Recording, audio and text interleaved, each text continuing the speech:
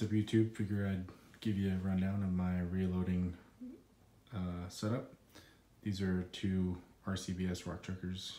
I started off on these probably 7 years ago, 6 years ago. And I love them for precision rifle reloading, so it just makes you focus on each step and make sure everything's as tight as tolerance as possible, and so you're not just going off of, you know, rushing on a lock and load press or progressive press. Even a turret press is good for that kind of reloading. It's still basically going through each step, but a little quicker. But anyways, I like these ones. They're nice and sturdy. They're well built, and then you can see all my manuals. The ones that look like cheap binders, those are cartridge specific with multiple bullet companies inside of them. Then I got the first edition Berger. I pre-ordered this one in Walt Berger and I think Brian Litz actually signed that, so pretty proud of that. I'm a huge Berger bullet fan, and that's Modern Advancements in Long Range Shooting by Brian Litz, which is in a reload manual. And then I got the Spear, which came with my setup actually for the RCBS. I have the Lyman books somewhere. Oh, there it is. Or Lee, rather. So, and then this is my reloading cabinet that my father-in-law and I made. This door right here actually slides. This is my pistol portion. So my powder, all the stuff on the lower right is my buddies, primers and powder. Lower left is mine. Small pistol primers, large pistol primers. So yeah.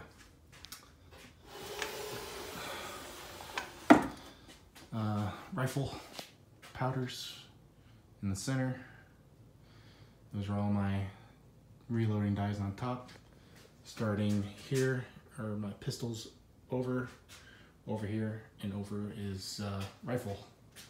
And they're sorted by increased caliber and case length. So, and then decapping die, that's a crimp die.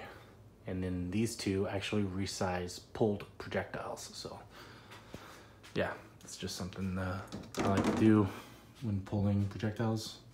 And then these ones are rifle primers, sorry. This is my RCBS Chargemaster. It charges, weighs, and dispenses the powder. So, and this, I'm starting to get a drift on it, so I'm thinking of upgrading it.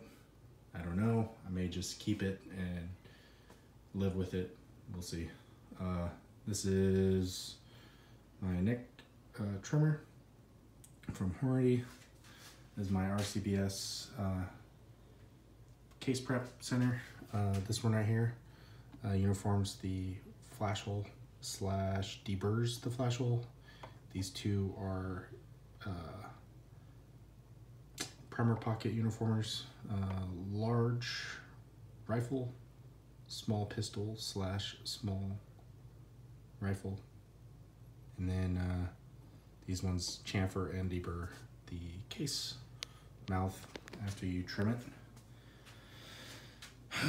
So this one is specifically set up for my 6.5x55 Swedish Mauser because I use Lee case trimmers. Those are set up on a cordless drill, and they're specifically designed for a specific case. And 6.5x55 Swedish Mauser is kind of hard to find in the case trimmers. This is for lubing up rifle cases. That's just a piece to my hand priming tool. Miscellaneous parts for reloading. A lot of these have to deal with my Hornady lock and load center, progressive press. Start calipers. This is a ball micro caliper for measuring case neck thickness. This is my OAL gauge that I test with all my rifles for specific bullets and weights. So yeah, get all that specific. And then, miscellaneous tools here. These are the Lee case trimmers. I even have pistol ones. Just try to get as much as possible. These are my OGIV gauge, so I can measure from OGIV to base. I don't measure tip to base. And then these are specific cases for my OAL gauge from Hornady.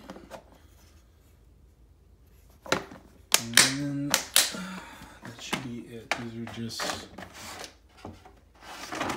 these are just miscellaneous parts for my case neck trimmer and,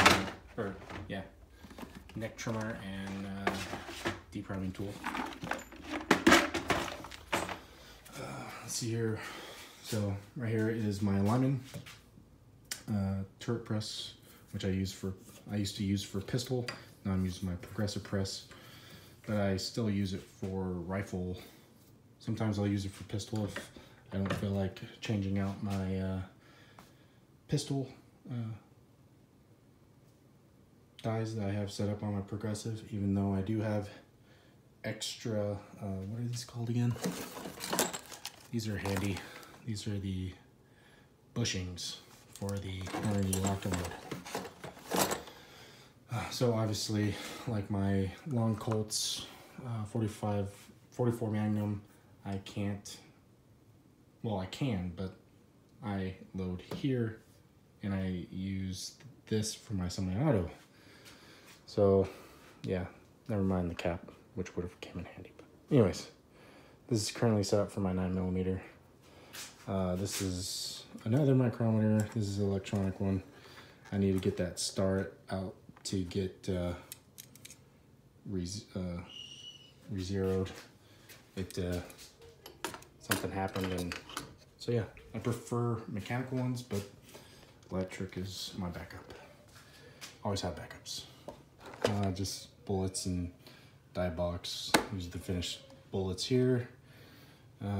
This is for printing out labels. Normally I do that with different ammo that I reload through the day, but I didn't print out any labels on this because it was the only ammo that I loaded. Then here is, so these here are cases, different rifle cases, different cases here. In the ammo box, it's half full of cases. So here's where my rifle bullets start. And pistol cases, pistol bullets, miscellaneous hunting stuff. So the silver. All those grocery bags are all casings, more rifle casings, more rifle bullets, pistol casings, pistol bullets, and miscellaneous hunting stuff and maps. So, all right, hope you enjoyed my video. See you.